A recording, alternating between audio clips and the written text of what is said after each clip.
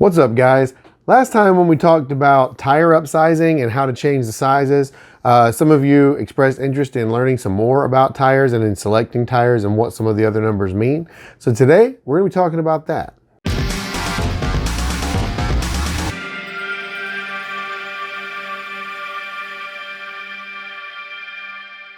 So when you're upsizing tires, or when you're looking at new or different kinds of tires for motorsport applications or performance, it becomes really important to understand what the other numbers on a tire mean. And they're a little confusing, but they're not unknowable. So to get into this first, probably the most important one to a lot of people is going to be the Treadwear rating. Now, the Treadwear rating is a little confusing, and there's a good reason for that. There is no standardization, or at least not much, from tire company to tire company as to what this number means. But essentially what it comes down to is it's a mileage estimate based on its comparison to other control tires that manufacturer has tested. So basically it doesn't mean much of anything from one manufacturer to another, but it does give you the option of telling kind of where a tire sits within that manufacturer's lineup. For example, a tire with a 300 Treadwear rating from BF Goodwrench and another tire with a 500 Treadwear rating from BF Goodwrench, you know that the 500 is going to last longer. It's going to wear slower than the 300. That's about as accurate as it's going to get with this particular number, but there's two things to know about this particular thing. It's really just one thing, but that is, if you're looking for it to be sticky, then you're going to want this number to be lower because it's going to wear faster. It has to if it's soft. If you don't care about how well it grips, but you want it to last as long as possible, look for the tire with the highest Treadwear number. Like I said, though, that does not translate directly into miles. You can't say 500 Treadwear rating is 1,000 miles. It doesn't work that way. But it does give you just sort of a benchmark on whether the tire you're looking at is more grippy or slower wearing. The next one, this one is also very important, but often misunderstood, and that is the traction rating. Traction ratings come in a few different scores. It can have an AA, an A, a B, or a C. Now, when they test these and when they set this number, a lot of what they're looking at is wet traction. So don't be deceived into thinking that the autocross tires that you're looking at that are competition tires have a B or a C, so they're not going to be sticky. The problem is that they may not have very good wet traction.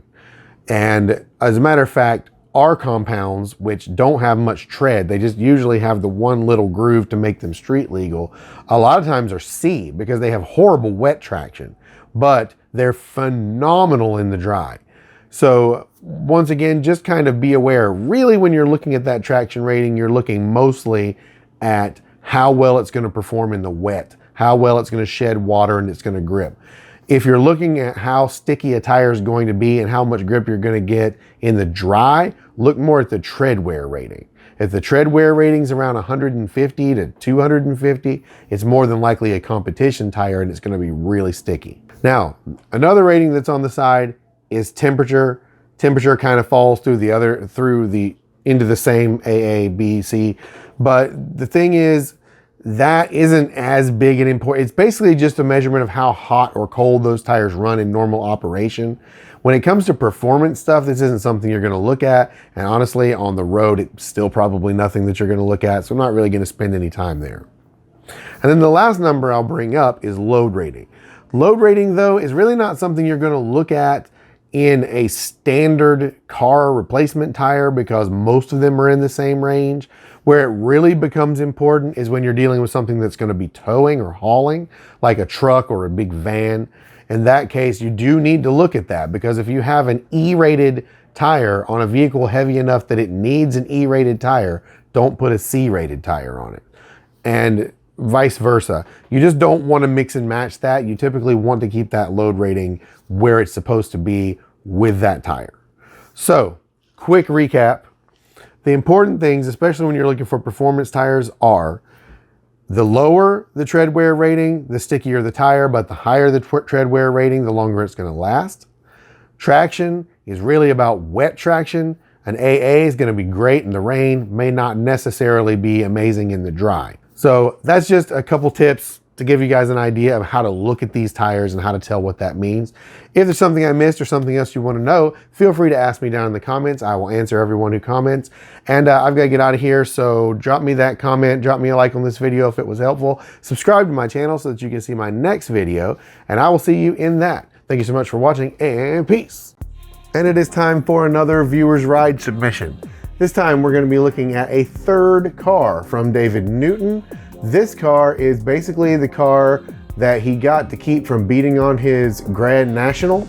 This is a Buick Regal LS with the L67 swapped into it, and more mods than I can probably talk about in this short of a segment.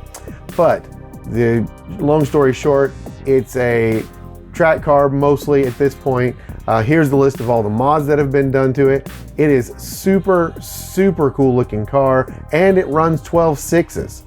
So pretty impressive. It's definitely one of the quickest LSs I've ever seen. So if you'd like to be submitted also, send your submission to salemdoylesubs@gmail.com, and I'll see you guys in the next video.